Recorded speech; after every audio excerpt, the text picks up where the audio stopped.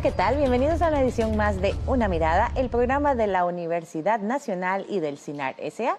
Mi nombre es Maribel Quiroz Jara y en esta oportunidad vamos a hablar sobre un tema que definitivamente no pasa de moda, como decimos aquí en Costa Rica, que más bien debe abordarse más y más y más para crear la conciencia necesaria para generar los cambios que necesitamos. Estamos hablando del tema de sostenibilidad ambiental y social. Esto en el marco del tercer Congreso Internacional de Sostenibilidad Ambiental y Territorial, realizado en la Universidad Nacional en octubre de 2018 y cuyos temas pues vamos a abordar a lo largo del programa. Para hablar sobre este tema nos acompañan en esta oportunidad Katia Lisset Vasconcelos Vázquez, quien es catedrática, académica e investigadora de la Escuela de Administración de la UNA. Bienvenida, Katia, a Una Mirada. Buenos días y muchas gracias. Además está con nosotros el doctor Julián Mora Aliceda, quien es presidente de la Fundación Internacional de Sostenibilidad Ambiental y Territorial para Europa y África, y además quien es catedrático del Departamento de Arte y Ciencias del Territorio de la Universidad de Extremadura. Bienvenido a Una Mirada. Muy buenos días. Además está con nosotros el máster Antonio Fernández Gerí, quien es director ejecutivo de la Fundación Internacional para la Sostenibilidad Ambiental y de Ordenamiento Territorial. Gracias por estar con nosotros. Un gusto estar contigo, Maribel, y compartir. Sí, como les decía al inicio, definitivamente el tema de la sostenibilidad es uno de esos temas que la humanidad no puede dejar de lado en tanto realmente no encontremos soluciones permanentes a todo lo que estamos enfrentando en materia de ambiental y todo lo que conlleva el cambio en el clima y todos los impactos que tiene lo que hemos hecho con el planeta durante siglos y que pues hoy nos afecta directamente a las personas. En este marco pues se realizó este congreso, el tercer Congreso Internacional de Sostenibilidad Ambiental y Territorial. Y antes de que entremos un poco a analizar los ejes temáticos del Congreso que llevan a una importante reflexión sobre los cambios que debemos realizar como sociedad y para salvar el planeta, pero también me gustaría que antes de eso podamos hablar un poco del Congreso en sí para ubicar a la gente, dado que ya pasó. Tal vez inicialmente me gustaría que ustedes como organizadores nos comenten un poco ¿cuál es el objetivo con el cual se convoca este Congreso? Pues fundamentalmente el objetivo que nos trae aquí desde la Fundación Internacional para la Sostenibilidad Ambiental y Territorial es abordar muchos de estos temas que son hoy clave para entender las dinámicas y los procesos tanto en el territorio como en el ambiente y que afectan desde todo punto de vista a todos los países, porque el planeta no tiene fronteras. La frontera es algo puramente administrativo que dibujamos en un mapa de colores, pero si observáramos realmente una imagen satelital veríamos que eso no existe en la realidad. La única frontera son las mentales muchas veces y esto nos impide avanzar. Entonces, en ese sentido, lo que queríamos era concentrar en Costa Rica, porque hubo una oferta de la Universidad Nacional de Costa Rica cuando hicimos el anterior evento en España y en Portugal, porque vamos rotando cada año en un país.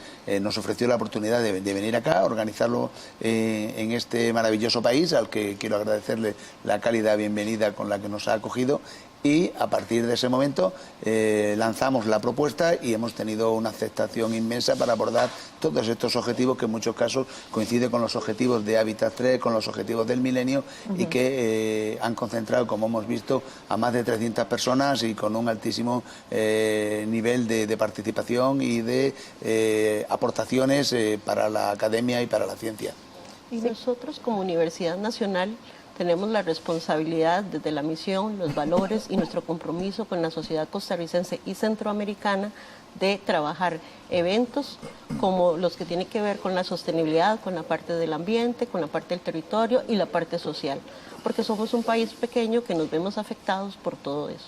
Además, el mundo tiene una posición con respecto a Costa Rica, tenemos que ratificar y entender y aprender nuevos conceptos donde los investigadores nos los mostraron durante el Congreso. Sí, hay una amplia participación, tanto de personas de diferentes países, pero también de destacados expertos internacionales.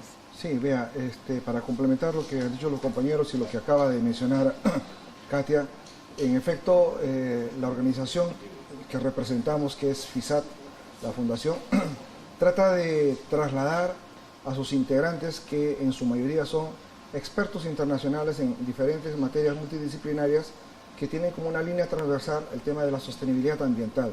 Esos expertos internacionales los ponemos a disposición de los países a los cuales integran sus miembros y a los cuales no integrando sus miembros, pues nos invitan a participar. Entonces, el evento que se ha desarrollado ahora en Costa Rica ha permitido hacer una transferencia de conocimientos con alto nivel académico de calificación de los ponentes y que traen además sus investigaciones científicas, no solamente académicas, y que luego se trasladan además a instrumentos que lo pueden recoger cualquier estudiante, cualquier poblador del país el que visitamos, porque se convierte en una edición física de un libro que a veces es de un tomo, de 2 tomos, dependiendo de la cantidad de ponencias, en buenas editoriales que están indexadas y también editoriales nacionales. O sea, lo que hace FISAT es hacer una transferencia de conocimientos norte-sur, sur-norte, y dependiendo de la materia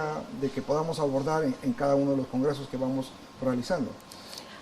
Además, como universidad, es la plataforma para poner al servicio de la sociedad, traer los expertos, investigadores que estuvieron con nosotros en el Congreso. Es una posibilidad para todos.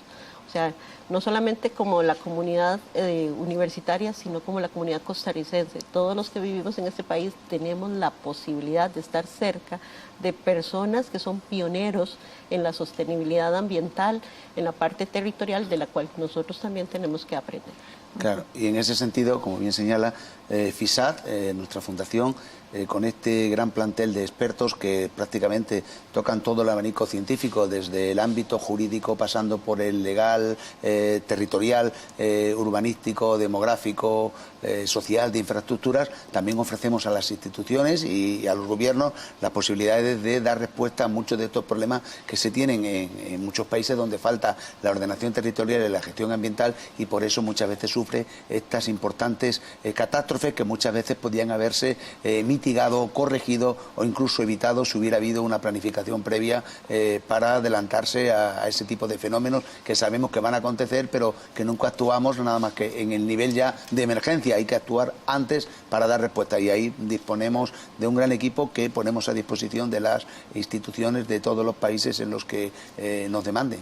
Ese es un punto sumamente importante, que este tipo de encuentros conlleven acciones posteriores que beneficien a todos los países, sean participantes o no, porque definitivamente estos temas que usted menciona pues nos afectan globalmente y no hay mucho tiempo en realidad para buscarle soluciones permanentes.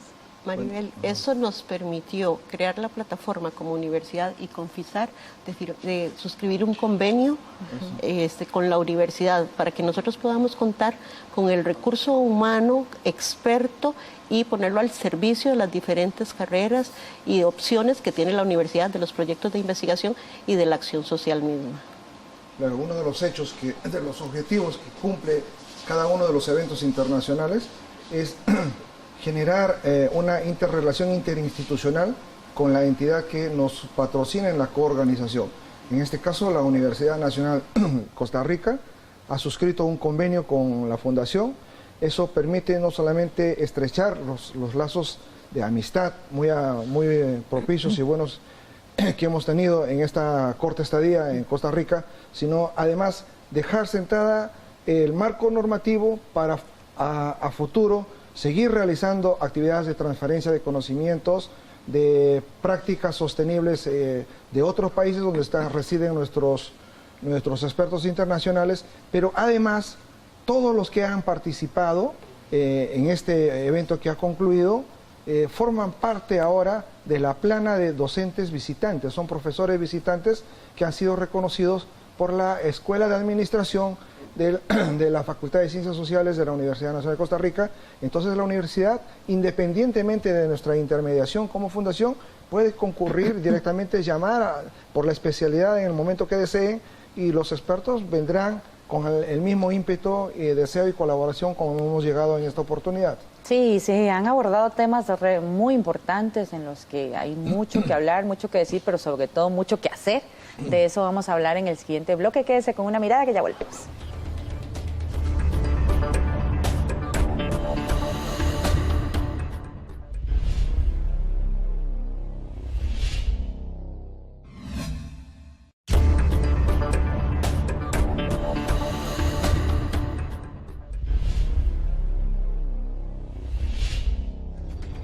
Continúa usted con Una Mirada, el programa de la Universidad Nacional y del CINAR S.A. Hoy con el tema de sostenibilidad ambiental y social, un tema que nos involucra a todos y todas por el impacto que tiene tanto en el planeta como en la forma en que vivimos y nos socializamos y nos desarrollamos.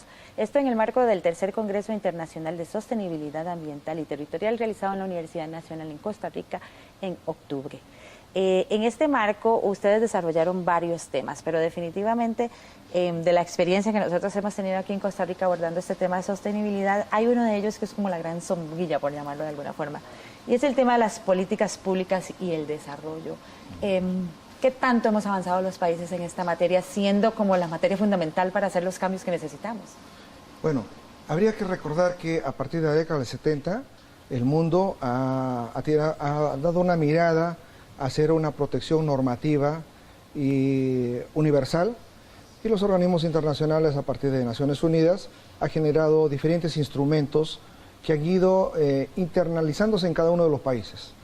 Eso se llama en cada uno de los países políticas de Estado, pero políticas públicas ambientales, porque toda actividad económica genera un impacto ambiental, no necesariamente un daño ambiental. Sin embargo, en los últimos años, en las últimas décadas, se aprecia que el deterioro ambiental es muy significativo. Y para poder contrarrestar a ello, los estados tienen que tomar parte por sectores, llámese secretarías de Estado, Ministerio de Estado, ayuntamientos o municipalidades, de incorporar en su práctica diaria de sus actividades determinadas políticas públicas que exija al ciudadano como al funcionario, o sea, en general a los ciudadanos, exija a mantenerse bajo determinados parámetros para proteger el deterioro ambiental que en algunos lugares ha crecido demasiado y en otros están en niveles permisibles y en otros no hay casi nada de impacto ambiental.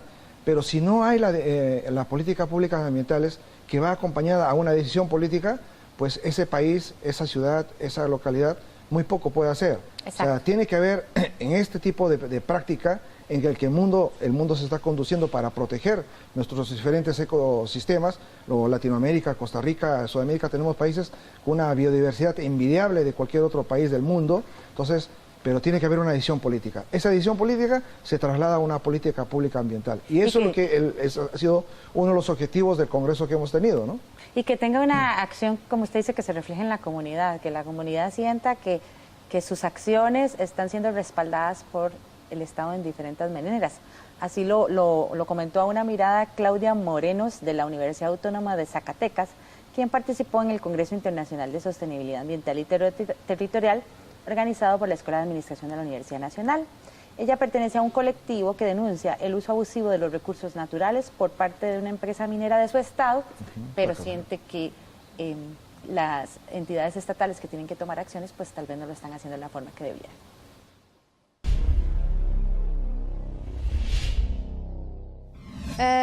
Nosotros en Zacatecas somos un colectivo que hablamos o tocamos diferentes temas relacionados con el desarrollo sostenible de la región o del estado de Zacatecas.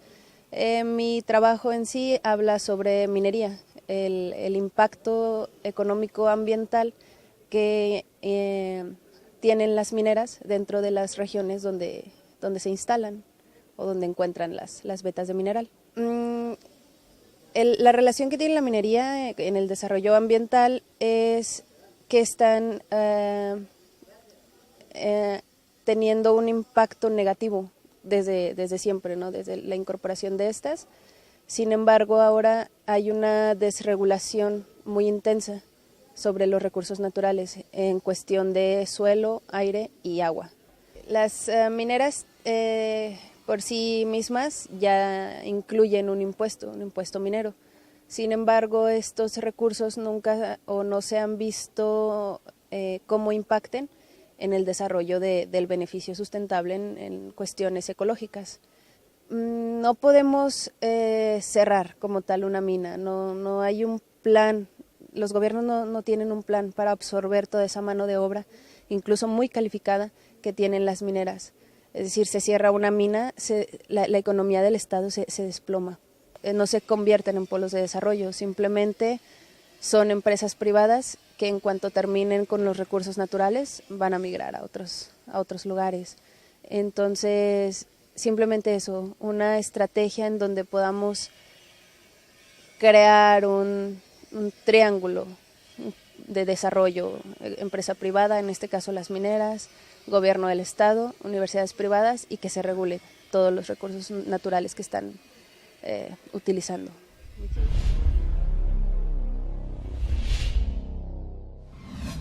Muy importante el punto que ella expone de que la política pública se vea reflejada en la cotidianidad, digamos, de la comunidad y del país.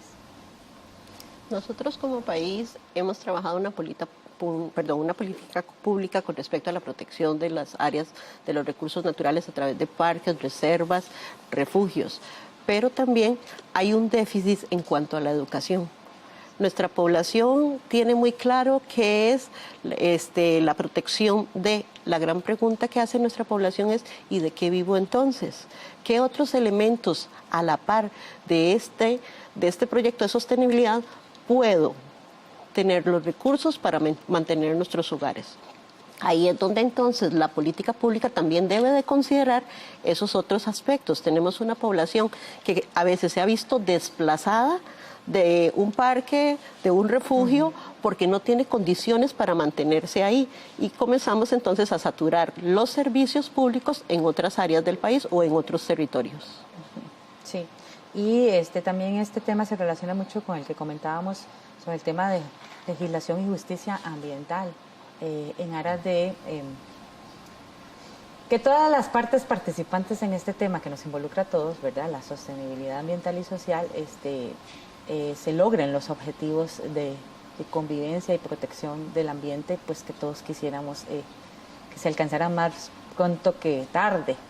Bueno, en ese sentido es evidente una cosa, es decir, que desde el punto de vista legal hay una serie de acuerdos internacionales que prácticamente obligan a los países, es decir, la preocupación ambiental surge muy recientemente, en 1968, cuando se reúne el Club de Roma y emite un informe donde dice que de seguir así en el año 2000 el planeta iba a sucumbir. Bueno, luego afortunadamente por los avances tecnológicos el planeta continúa y va a continuar mucho tiempo, es decir, hay que tener mucha preocupación ambiental, pero no vamos a desaparecer todavía, o sea que eso hay que dar algo de optimismo. Eso se retoma y se pasa al plano político con la primera conferencia de Estocolmo de 1972, continúa con el informe del Club de Roma, el de Brundtland, perdón, 1987, y el que da el espaldarazo final es la Cumbre de Río de la Tierra de 1992. Yo creo que ahí se especifican, y hay acuerdos internacionales, se especifica la necesidad de abordar el medio ambiente en un sistema que no tiene fronteras, y ahí todos tenemos que aportar. ¿Qué ocurre? Que muchas veces políticamente hay países que no pueden porque no tienen fondos, y la situación, por lo que yo veo en América, a la que conozco bien, a la mayor parte de los países, es muy distinta también a cada momento. Como señalaba Antonio Fernández Gerí, en algunos lugares la política ambiental va mejorando mucho. En el caso de Europa, a través de los programas marcos de la Unión Europea, ha habido una recuperación de todos aquellos espacios que fueron degradados durante los años 60 y 70 por el crecimiento industrial, y ahora mismo tenemos más espacios verdes que hace 50 años, y tenemos mejor calidad de aguas, etcétera, etcétera. Es decir, que hay que, en este sentido, lo que le quiero decir, que hay instrumentos correctores mediante la aplicación de políticas públicas comprometidas con la sociedad y con la participación pública, con la que siempre hay que contar. Bueno, lo que hay que entender en políticas públicas ambientales es un concepto básico que tiene que internalizarse por cada estado. El ambiente es una dimensión del desarrollo. Ese concepto, si lo entendemos, que el ambiente es una dimensión del desarrollo, pues se va a trasladar a políticas públicas en todos los niveles de gobierno, local, regional, nacional, internacional. Vamos a tocar un tema de transfronterizo más adelante y hablaremos al respecto. Pero la importancia es saber de qué estamos hablando en función a que el ambiente tiene que proyectarse en una dimensión del desarrollo, naturalmente de desarrollo sostenible. Por eso es que, a pesar de todo el impacto ambiental y el deterioro ambiental que hemos sufrido en los últimos años, como acaba de decir Julián, todavía estamos sobreviviendo en mejores condiciones. Además hay toda una teoría ya científica que había que explicarlo de resiliencia, por la que todavía continuaremos, ¿no?, en mejores condiciones. Y considerar el ambiente como un recurso para desarrollar. y que la comunidad se puede desarrollar paralelo al recurso sin dañarse, complementándose la parte humana, la flora y fauna y todos los otros entornos. Y no verlo como algo de que me afecta porque no puedo explotarlo. Existen formas paralelas para hacer las cosas donde todos podemos tener resiliencia y podemos compartir. Don Antonio, usted mencionó un tema que a mí me llamó muchísimo poderosamente la atención cuando revisé los ejes temáticos del Congreso, y es precisamente ese tema de justicia ambiental y también la relación con el crimen organizado transfronterizo. Claro. Acaba de escucharse la entrevista que se hace a Gabriela Moreno de México, y ella enfoca el problema de recursos no renovables que son mediana y gran minería en el caso del estado de Zacatecas, donde ella es, ¿no? Pero si uno da una mirada de México hasta Chile, tenemos como una vértebra que corta nuestras vías sanguíneas, que adolecemos de no solamente de mediana, nos vemos afectados no solamente de mediana y gran minería, sino de pequeña minería de menor escala, pero de manera ilegal. Entonces, y esos recursos trastocan la economía de los países. Colombia, las FARC han recibido de ingresos de minería ilegal.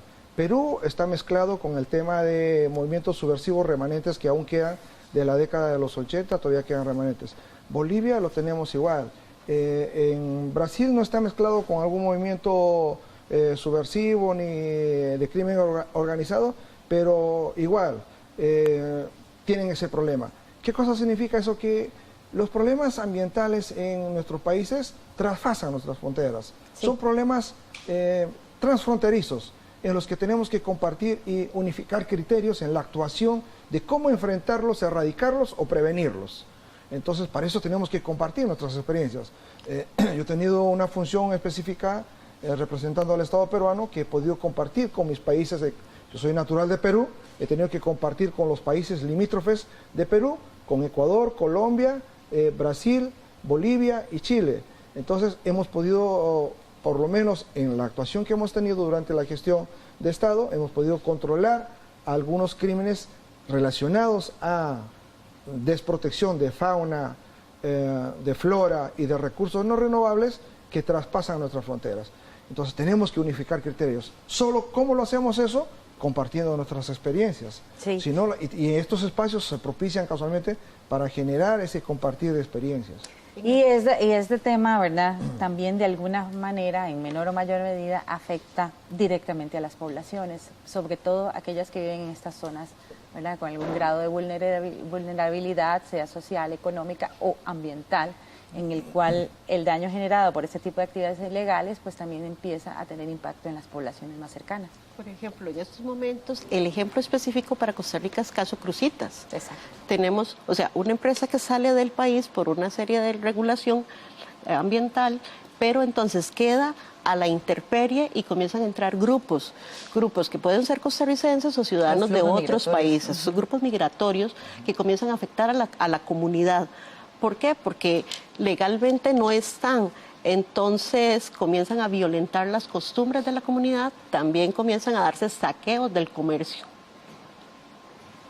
Sí, y también tiene mucho que ver en los cambios que se dan demográficos y los flujos migratorios, como usted mencionaba, ¿verdad? Que también empiezan a llegar poblaciones, sea del mismo país o de afuera. En el caso de Costa Rica tenemos unos grandes movimientos migratorios, tanto de Centroamérica como de Suramérica, o incluso hasta de África. Estamos teniendo flujo migratorio que cruza el país y tienen un impacto, o en algunos casos no logran su cometido de ir a otra nación y se quedan en el país haciendo más grandes los anillos de pobreza, y por eso pues también tienen un impacto en algunas zonas muy vulnerables. Que en el caso nuestro tenemos las fronteras, sobre todo nuestra frontera norte, que es tan amplia que no tenemos una cobertura del Estado para poder darle el espacio de seguridad al ciudadano, tanto de Costa Rica como al ciudadano nicaragüense, porque las dos poblaciones quedan vulnerables. Bueno, yo quería señalar ahí que hay que diferenciar en los flujos migratorios dos aspectos, ¿eh? Aquellos grupos minoritarios pero que en algunos casos, cuando hay un conflicto, son grandes, como ocurre en Siria o aquí más cercano al caso de Venezuela, por motivos políticos que tienen otro estatus que es el de refugiado, pero que eso viene siendo aproximadamente en global, en el planeta, sobre el 5% de la población mundial, el principal flujo migratorio que viene a ser ese 95%, es el de los países pobres hacia los países ricos. Es decir, la gente emigra buscando oportunidades que no siempre llegan, y también en los países receptores. Nosotros en Europa lo venimos, padeciendo desde hace ya varias décadas, especialmente las 2 últimas décadas, porque desde África, con unas veces por la pobreza extrema, que ya se está mejorando, también hay que señalar eso, que en el mundo, aunque hagamos encuestas y diga la gente que estamos peor, estamos mejor. Ustedes compárense Costa Rica ahora a hace 30 años, o compárense Perú, o comparémonos en Europa, estamos mejor.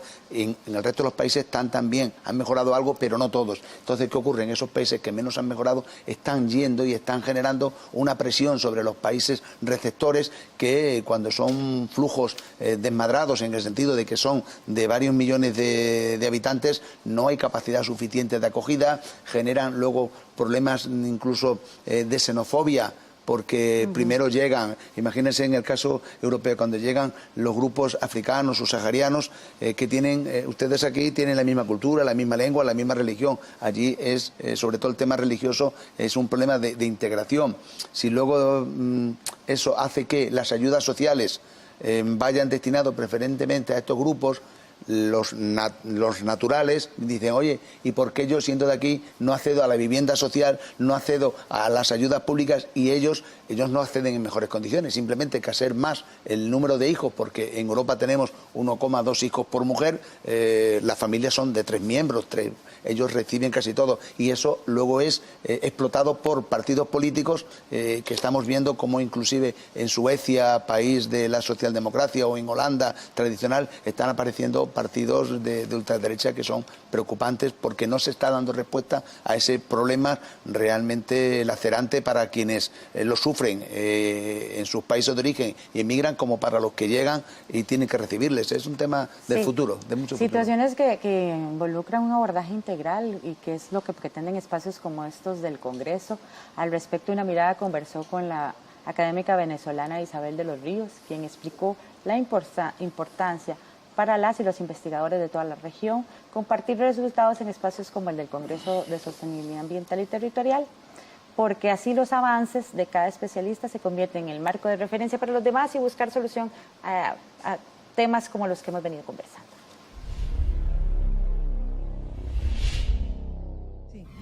Estos congresos son importantes justamente por eso, porque ponen en comunicación a los investigadores de distintos países, de distintas legislaciones. Esa es la manera de seguir avanzando en las investigaciones, porque si uno se aísla en su propia legislación, pues ¿cómo hace? No va a avanzar. Entonces la idea es justamente compartir los conocimientos que uno tiene, los avances a los que se ha llegado en cada país con los otros.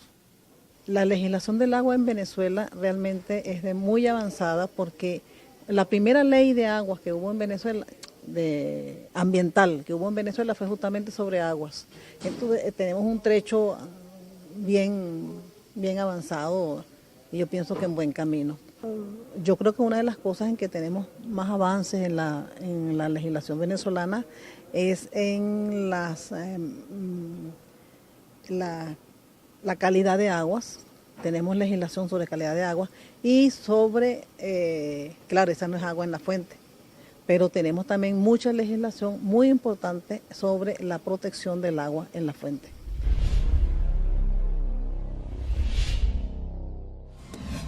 Sí, en espacios como este del Congreso nos permiten abordar estos y otros temas, retomando el tema de los flujos migratorios. También tiene mucho que ver con el tema del cambio climático, ¿verdad? Por los impactos que tienen sobre ciertas poblaciones, que hace que las poblaciones autóctonas de esas zonas pues tengan que moverse. Ya hay zonas que quedan totalmente devastadas, simplemente ahí no se puede vivir, no se puede producir, no se puede desarrollar nada por mucho tiempo, y eso pues involucra grandes retos para los estados y para las regiones. Ordenamiento territorial.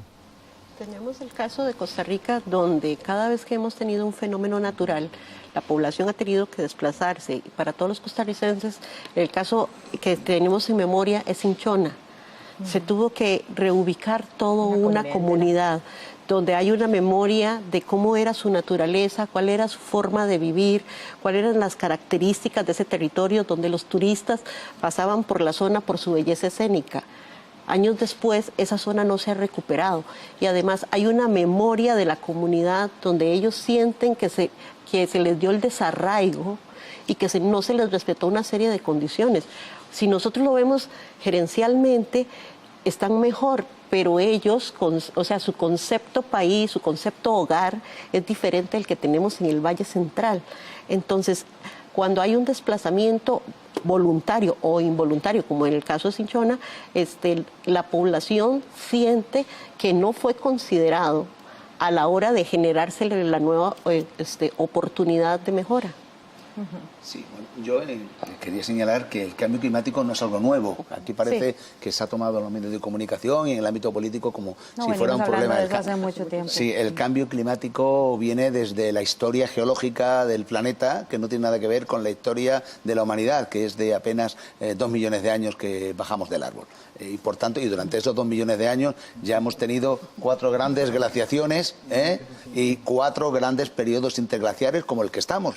El error en el cambio climático, que para mí es variabilidad climática, porque ningún año es igual a otro, es que hemos tenido temperaturas más elevadas, ahora que hablamos del calentamiento global, pues hace simplemente 120.000 años, es decir, el último calentamiento. Nos vamos a seguir calentando. ¿Qué ocurre? Que tendremos que ir adaptándonos como se adaptaron nuestros primitivos, digamos, ancestros.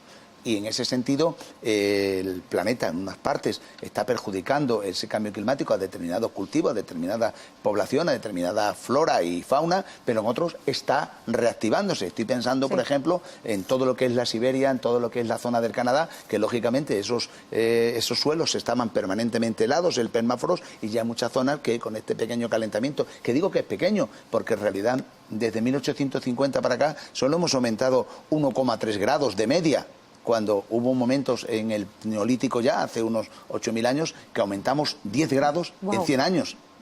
Quiero decir que es un tema al que tenemos que adaptarnos y para eso tenemos políticas de ordenación del territorio que lo que hace es prevenir este tipo de situaciones, determinar los usos del suelo en función de esos nuevos parámetros y trasladar a las poblaciones a lugares adecuados para que, pues para evitar muchas veces que lo que llamamos catástrofes. No existe la catástrofe en sí.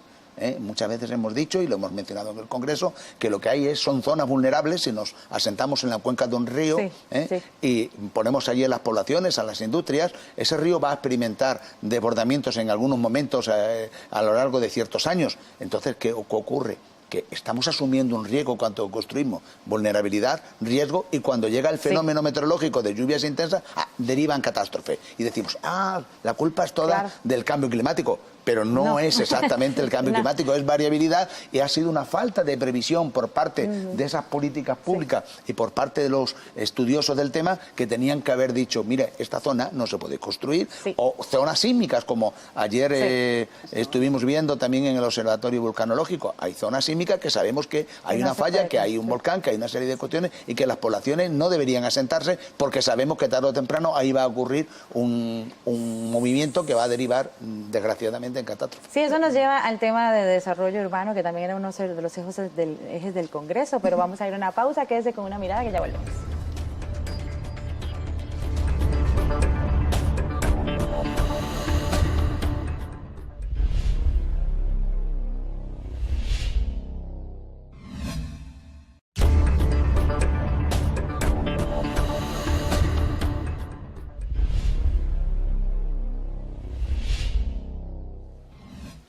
Regresa usted a Una Mirada, el programa de la Universidad Nacional y del CINAR S.A., hoy con el tema de sostenibilidad ambiental y social, en el marco del tercer Congreso Internacional de Sostenibilidad Ambiental y Territorial realizado en la Universidad Nacional en octubre.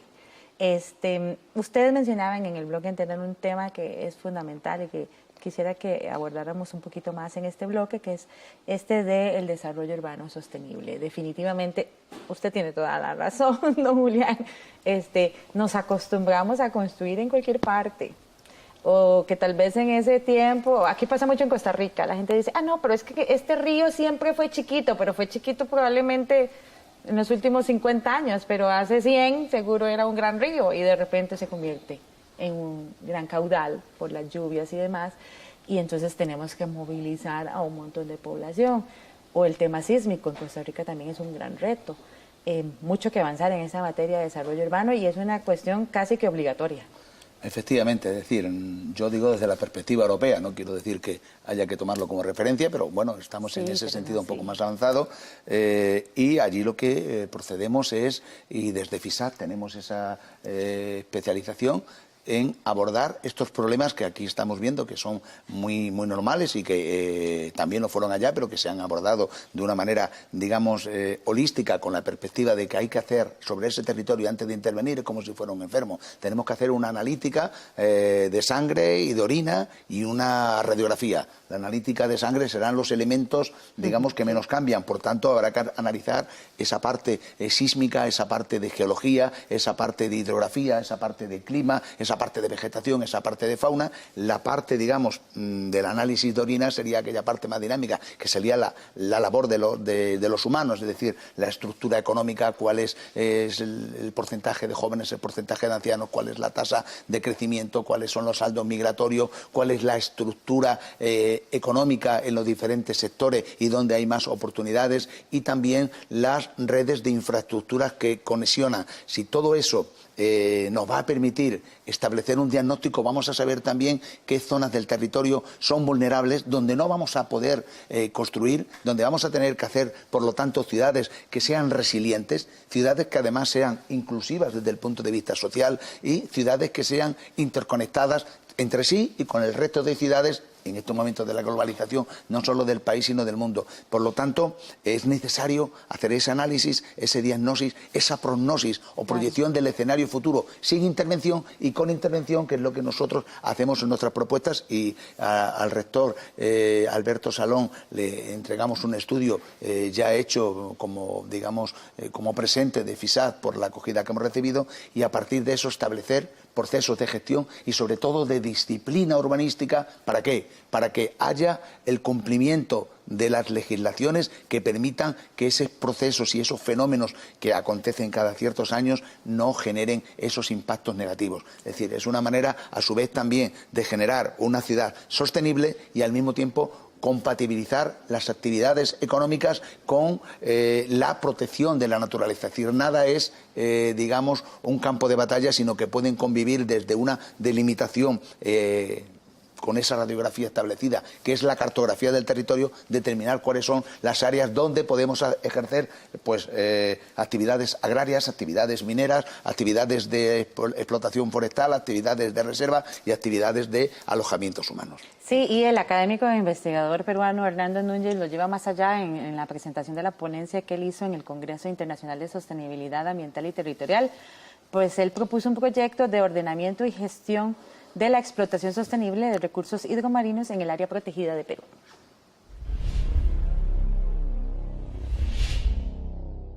Exacto. Traigo la ponencia con la idea de mostrar, ¿no?, de que hay iniciativas en el cual estamos buscando hacer proyectos colaborativos, en el sentido de institucional público, pero también instituciones privadas o que tengan vinculación con las empresas privadas.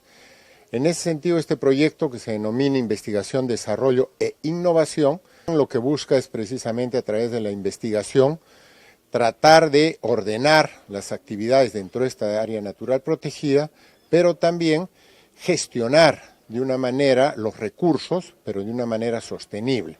Es decir, que sean aprovechables por los pescadores, respetando las normas de veda, los tamaños para explotación, y que ellos se vean beneficiados en los indicadores económicos que, conforme se desarrolle el proyecto, va a haber. Es algo urgente que tenemos que abocarnos a buscarles alternativas, investigar y buscar alternativas para controlar estos problemas de contaminación.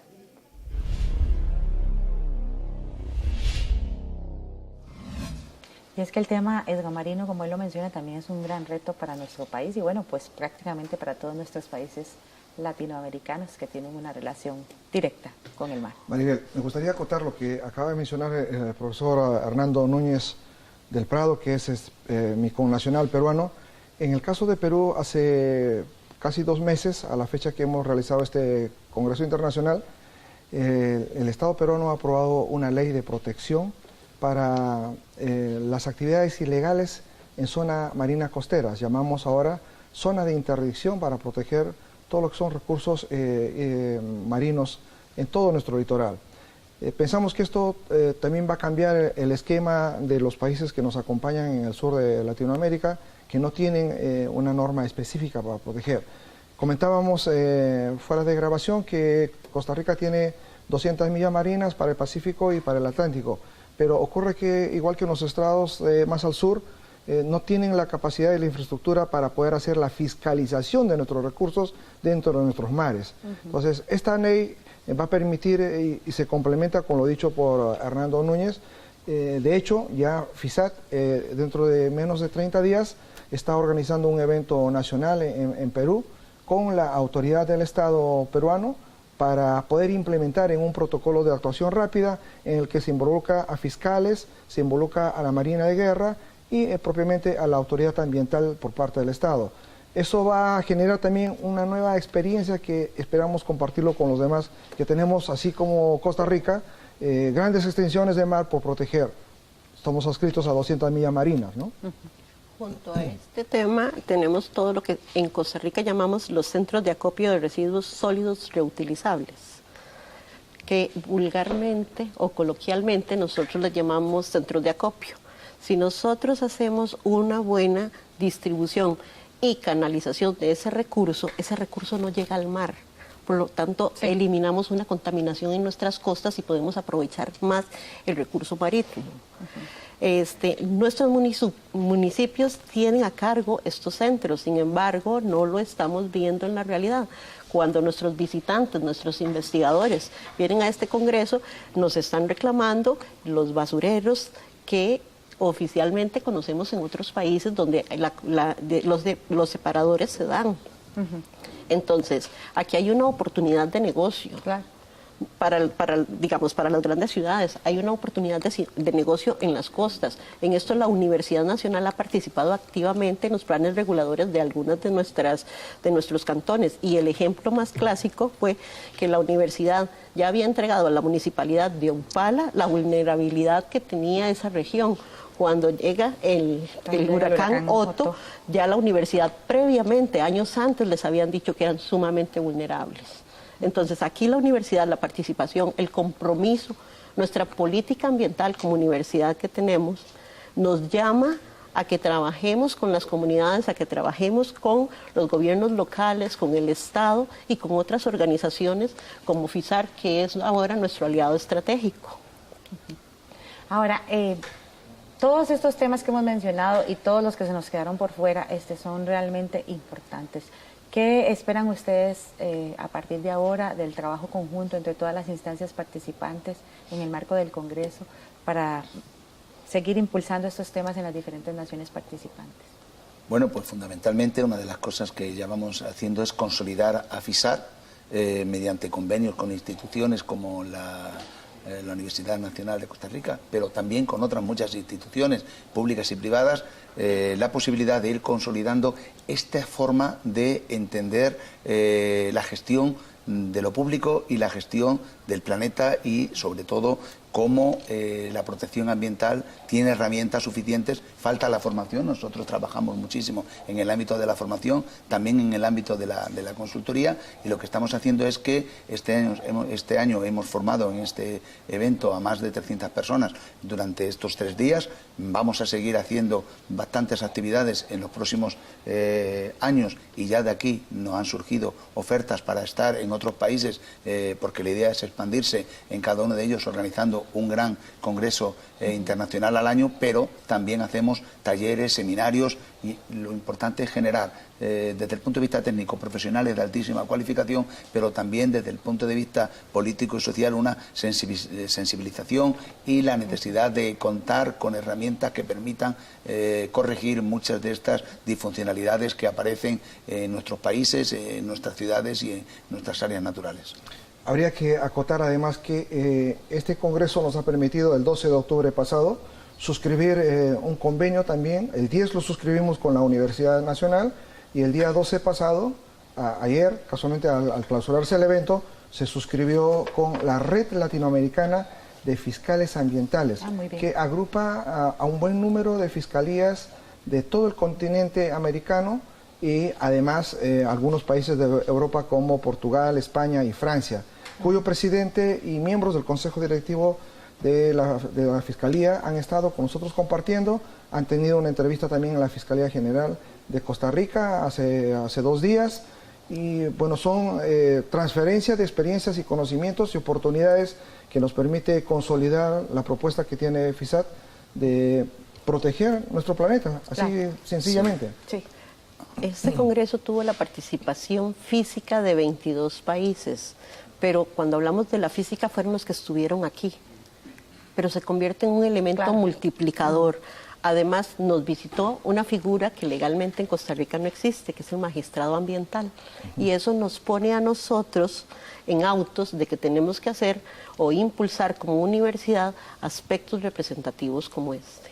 Pues esperamos que todo lo que ustedes han venido trabajando en todos estos congresos y otras actividades que ustedes desarrollan y todas las instancias que ustedes representan al estar aquí en este programa, pues sigan adelante y se logren muchas cosas más, pues por el beneficio de todos y todas en el planeta.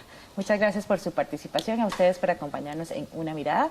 Le invitamos a buscar más información sobre este y otros programas en www.una.ac.cr y también en nuestros perfiles de Facebook, Twitter, YouTube e Instagram. Así que busque más información y pues también búsquenos para darnos algunos temas que a usted le gustaría desarrollar aquí en Una Mirada. Lo esperamos la próxima semana con más. Hasta pronto.